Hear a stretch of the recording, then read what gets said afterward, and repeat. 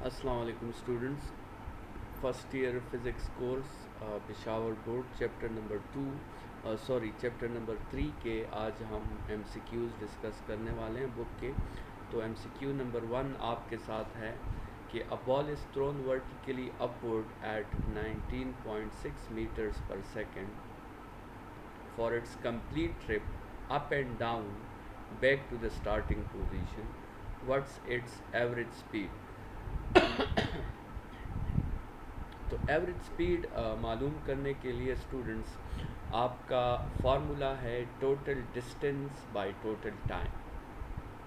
तो ये एमसीक्यू असल में एक प्रॉब्लम है, वर्किंग की ज़रूरत आपको होगी इसमें, क्योंकि आपने टोटल डिस्टेंस भी फाइंड करना होगा और टोटल टाइम भी फाइंड करना होगा। स्टूडेंट्स क्वेश्चन कुछ इस तरह है कि बॉडी को अपवर्ड थ्रो किया गया है और वो हाइट तक पहुंची है और फिर वापस आई है। ठीक है, तो आपने इसका टोटल डिस्टेंस भी फाइंड करना है और टोटल टाइम भी फाइंड करना है और फिर टोटल डिस्टेंस को टोटल टाइम पे डिवाइड करना है, तो आपके साथ एवरेज स्पीड जो है वो तब आएगी। अगर स्टूडेंट्स ये एवरेज वेलोसिटी की बात होती तो एवरेज वेलोसिटी में हम ज़ीरो आंसर लिखते, क्योंकि बॉडी जैसे कि क्वेश्चन में बताया गया है उसी पोजीशन तक वापस आ गई है जिससे उसने स्टार्ट लिया था, तो फिर तो एवरेज वेलोसिटी आपके साथ ज़ीरो हो जाती। लेकिन यहाँ पे एवरेज स्पीड की बात हुई है। ठीक है, तो आपने स्टूडेंट्स इस तरह करना है कि आपने ये डिस्टेंस फाइंड करना है। लेट्स सपोज ये अपवर्ड डिस्टेंस आपने फाइंड कर लिया, तो इस डिस्टेंस को भी फिर हम 2 के साथ मल्टीप्लाई कर लेंगे और हम इस अपवर्ड का टाइम भी फाइंड कर लेंगे, उसको भी 2 के साथ मल्टीप्लाई कर लेंगे और फिर हम दोनों को डिवाइड करके एवरेज स्पीड जो है वो फाइंड आउट कर सकते हैं। तो स्टूडेंट्स आप सबसे पहले तो इस तरह करें कि फर्स्ट इक्वेशन यूज़ करें, V F is equal to V I plus A T. ठीक है, और जैसे आपको पता है कि हाईएस्ट पॉइंट पे जो है वो तो आपके साथ फाइनल वेलोसिटी ज़ीरो हो जाती है, तो ज़ीरो माइनस इनिशियल वेलोसिटी 19.6 और साथ में ए की जगह आपने जी की वैल्यू पुट करनी है, लेकिन नेगेटिव में पुट करनी है क्योंकि आपके साथ डीसेलरेशन है। जब बॉडी अपवर्ड मूव करती है तो हम जी को नेगेटिव में लेते हैं। स्टूडेंट्स यहाँ से आपने टाइम मालूम कर लिया, वो टाइम आपके साथ आया 2 सेकेंड्स। लेकिन ये तो हमने सिर्फ अपवर्ड मोशन का टाइम मालूम किया, मुकम्मल राउंड ट्रिप के लिए जो है आपका टाइम होगा फिर 4 सेकेंड्स। ठीक है, तो एक दफ़ा जो है आपने टाइम मालूम कर लिया 4 सेकेंड्स, तो इसी 4 सेकेंड्स पे फिर आप डिस्टेंस मालूम करें। आप सेकंड इक्वेशन यूज़ कर लें या थर्ड इक्वेशन यूज़ कर लें, जो भी आपकी चॉइस हो, और आप जो है डिस्टेंस मालूम करें। डिस्टेंस स्टूडेंट्स आपके साथ ये जस्ट पुटिंग करनी है, सारी वैल्यूज़ आपने ऑलरेडी जो है वो फाइंड की हुई है। डिस्टेंस आपके साथ क्या हो जाएगा, 19.6 सेंटीमीटर डिस्टेंस हो जाएगा। स्टूडेंट्स आप यहाँ देख रहे हैं कि टाइम में हमने 2 वैल्यू पुट की है, मतलब हमने सिर्फ अपवर्ड डिस्टेंस फाइंड किया है। डाउनवर्ड डिस्टेंस भी इतना ही होगा, तो डाउनवर्ड डिस्टेंस के लिए हम उसके साथ 2 मल्टीप्लाई कर लेंगे और हमारे साथ रिज़ल्ट 39.2 सेंटीमीटर आ जाएगा। तो एक दफ़ा जो है हमने टोटल डिस्टेंस भी फाइंड कर लिया और टोटल टाइम भी फाइंड कर लिया, तो एवरेज स्पीड की वैल्यू हमारे साथ आई 9.8 मीटर्स पर सेकेंड। तो ये करेक्ट ऑप्शन जो है स्टूडेंट्स हमारे साथ ऑप्शन नंबर बी आया है। क्वेश्चन नंबर 2 की तरफ आते हैं। If we throw a ball downwards then its acceleration immediately after leaving your hand assuming no air resistance.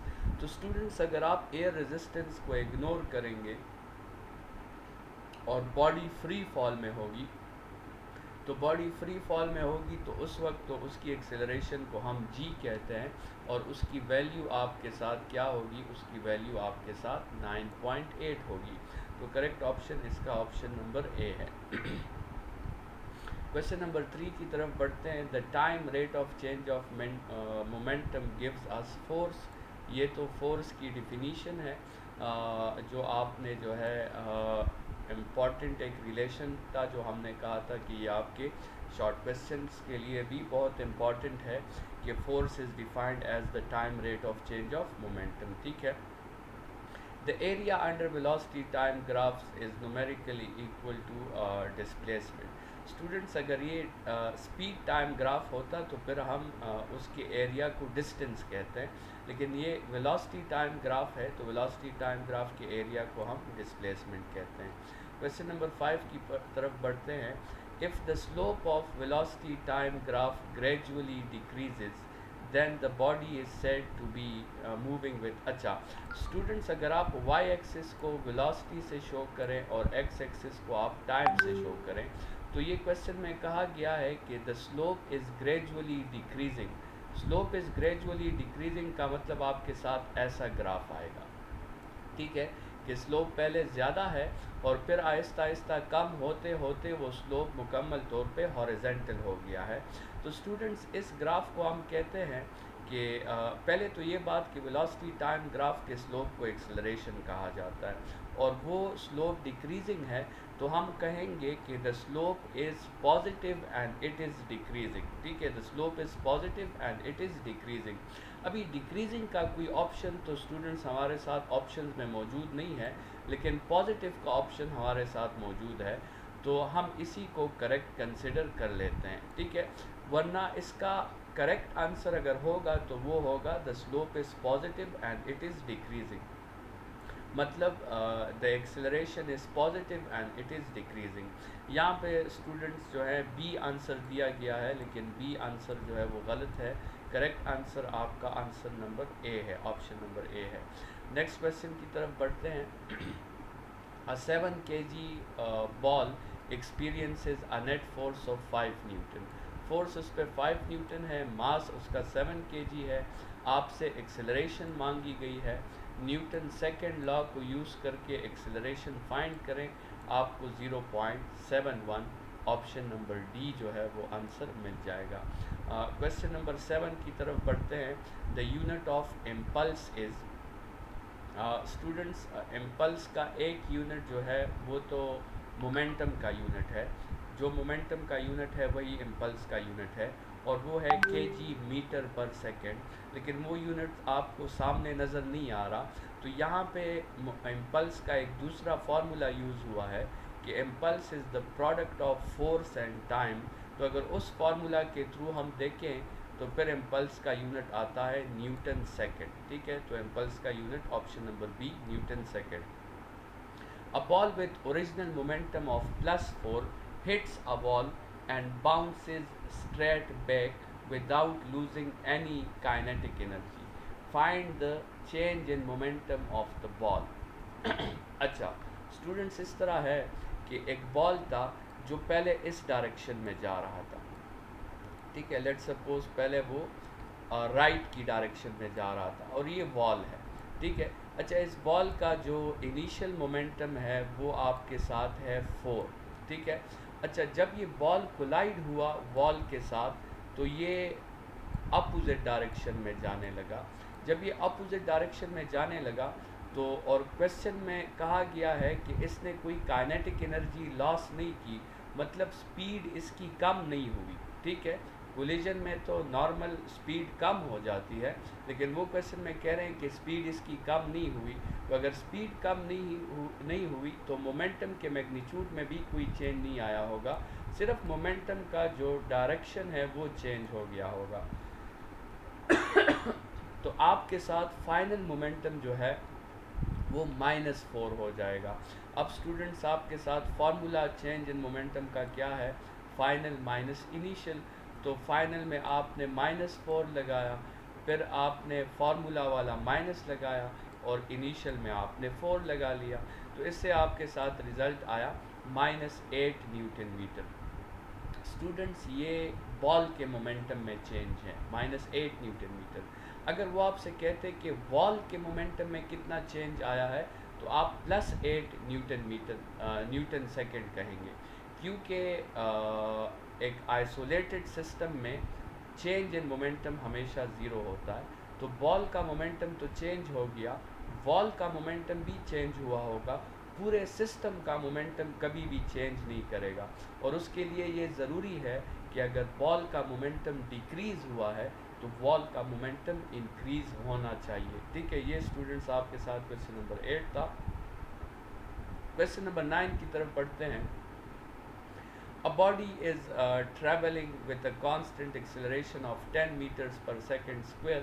If s1 is the distance covered in the first second and s2 is the distance covered in the second second, then what is the relation between s1 and s2? Students इसके लिए आपके साथ एक shortcut formula भी है इस question को solve करने के लिए, कि अगर आप किसी ख़ास सेकंड में डिस्टेंस को कंपेयर करना चाहते हैं उसके फर्स्ट सेकंड के साथ, मतलब आप या S2 को S1 के साथ कंपेयर करना चाहते हैं, या आप S3 को S1 के साथ कंपेयर करना चाहते हैं, या आप S5 को S1 के साथ कंपेयर करना चाहते हैं, तो ये आपका फार्मूला है, ये आप यूज़ कर सकते हैं। और चूंकि इसमें क्वेश्चन में S2 को S1 के साथ कंपेयर करने का हमसे कहा गया है, तो हमें इसमें n की जगह 2 वैल्यू पुट करनी होगी। तो आप इसमें अगर n की जगह 2 वैल्यू पुट करें तो आपके साथ सिंप्लीफाइड फॉर्म इस तरह आ सकता है कि S2 is equal to 3S1। ठीक है, S2 is equal to 3S1, ये आपके साथ करेक्ट ऑप्शन हो गया। अगर इसमें आपके साथ S3 और S1 के बारे में पूछा जाता तो फिर हम n की जगह 3 वैल्यू पुट करते, और स्टूडेंट्स n की जगह जब हम 3 वैल्यू पुट करते तो 6 - 1 5 आ जाता, तो हमारे साथ आता S3 is equal to 5S1। ठीक है, तो इस तरह आप किसी भी कंपैरिजन में इस शॉर्टकट फार्मूला को यूज़ कर सकते हैं, और करेक्ट ऑप्शन हमारे साथ ऑप्शन नंबर सी है। Question number 10, during the projectile motion the horizontal component of velocity is. Students, हमने कहा था कि प्रोजेक्टाइल मोशन एक ऐसा मोशन है जिस पे सिर्फ एक ही फोर्स अप्लाई होता है, और उसे हम वेट कहते हैं या ग्रेविटेशनल फोर्स कहते हैं, और ये वेट या ग्रेविटेशनल फोर्स हमेशा वर्टिकल फोर्स होता है।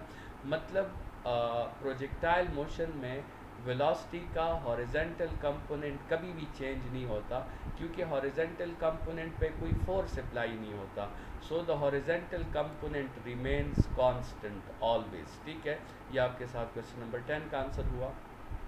Question number 11, a projectile is throne horizontally from 490 meters height from a high cliff with a velocity of 100 meters per second. The time taken by the projectile to reach the ground. Student, ये question इस तरह है कि आपके साथ एक height है, और एक हाइट से एक बॉडी को रिलीज़ किया गया है, और वो ऐसे आके ग्राउंड के साथ टकराई है। अच्छा, उसको वेलोसिटी जो दी गई बिल्कुल हॉरिजॉन्टल वेलोसिटी दी गई, और उसकी वैल्यू है 100 मीटर्स पर सेकेंड, और ये हाइट जो है ये आपके साथ 490 मीटर्स है। स्टूडेंट्स, हमने बेसिकली प्रोजेक्टाइल मोशन की डिस्कशन में स्टार्ट में ये कहा था कि प्रोजेक्टाइल मोशन ये एक 2 डायमेंशनल मोशन है, और 2 डायमेंशनल मोशन को डिस्कस करने के लिए हम हमेशा इसके x कंपोनेंट को अलग से सॉल्व करते हैं और y कंपोनेंट को हम अलग से सॉल्व करते हैं।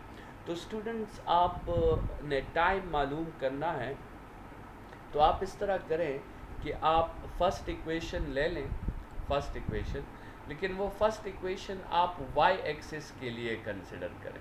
मतलब आपका इक्वेशन है VFY is equal to VIY plus AY into T. ठीक है, VFY is equal to VIY plus AY into T.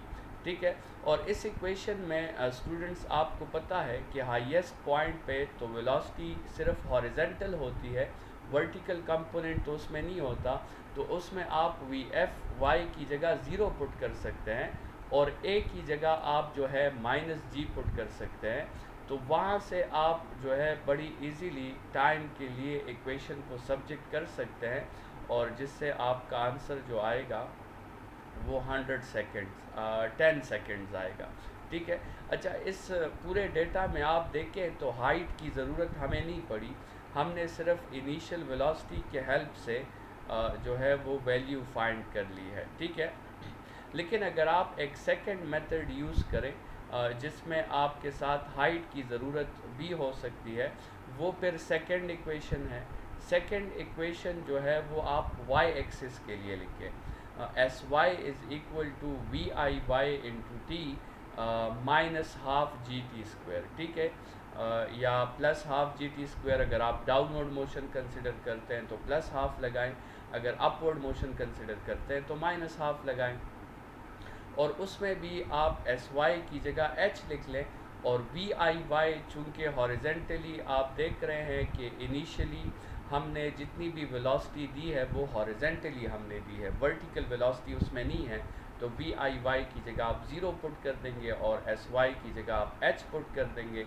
तो आपके साथ ये जो सर्कल में कलर्ड फॉर्म में आपको इक्वेशन नज़र आ रहा है, ये इक्वेशन आपके साथ आ जाएगा, और यहाँ से फिर आप टी को फिर आप सब्जेक्ट कर लें और वहाँ से वैल्यू आप फाइंड कर सकते हैं। करेक्ट ऑप्शन जो है इसमें स्टूडेंट्स आपके साथ होगा 10 सेकेंड्स, ठीक है। नेक्स्ट क्वेश्चन की तरफ बढ़ते हैं। A projectile is launched at 45 degrees to the horizontal with that initial kinetic energy E. Assuming air resistance to be negligible, what will be the kinetic energy of the projectile when it reaches its highest point?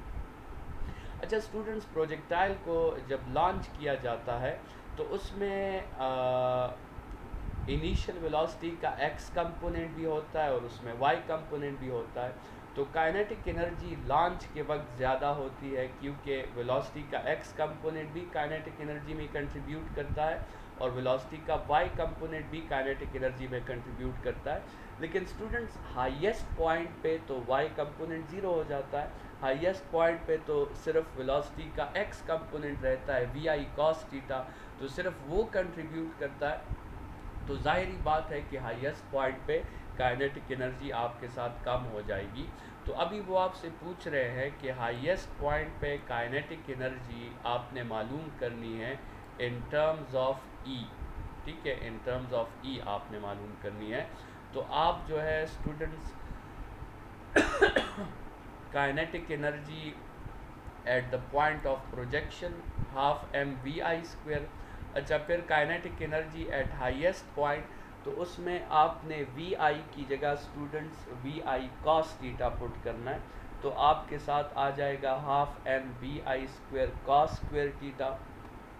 अब students इन दोनों equations को divide कर दें तो half M V I square तो cut जाएगा, cos square theta आ जाएगा, उसमें थीटा की जगह 45 वैल्यू पुट करें, कॉस ऑफ 45 1/√2 है और 1/√2 जो है उस पर स्क्वायर आएगा तो 1/2 हो जाएगा। तो इसमें आप फिर काइनेटिक एनर्जी को क्रॉस मल्टीप्लाई कर लें और इसकी जगह, चूँकि आपको पता है कि इसको क्वेश्चन में ई कहा गया है, तो इसकी जगह आप ई लिख लें, तो आपके साथ काइनेटिक एनर्जी एट हाइट जो है वो 0.5 ई के इक्वल आएगी। Question number 13, to improve the jumping record, the long jumper should jump at the angle of 45 degrees। Students, आपको पता है कि रेंज जो है आपके साथ हाईएस्ट 45 डिग्रीज पे होता है, हाइट जो है वो हाईएस्ट 90 डिग्रीज पे होता है और रेंज जो है वो हाईएस्ट 45 डिग्रीज पे होता है। The range of projectile on a horizontal plane is the same for the following angles। Students, आपको पता है कि कम्प्लीमेंट्री एंगल्स के लिए ऐसे दो एंगल्स जिनका सम 90 के इक्वल होता है, कम्प्लीमेंट्री एंगल्स के लिए रेंजेस हमेशा सेम होते हैं और इसमें दो ही एंगल्स कम्प्लीमेंट्री है, वो है 43 और 47। 43 और 47 के सम से 90 आता है, तो चाहे आप एंगल को प्रोजेक्टाइल को 43 से थ्रो करें और चाहे आप उसको 47 से थ्रो करें, आंसर आपका दोनों केसेस में सेम आएगा। स्टूडेंट्स, ये आपके साथ चैप्टर 3 के प्रॉब्लम्स थे, MCQs थे जो हमने डिस्कस कर लिए। नेक्स्ट लेक्चर में आगे बढ़ेंगे। Thank you students.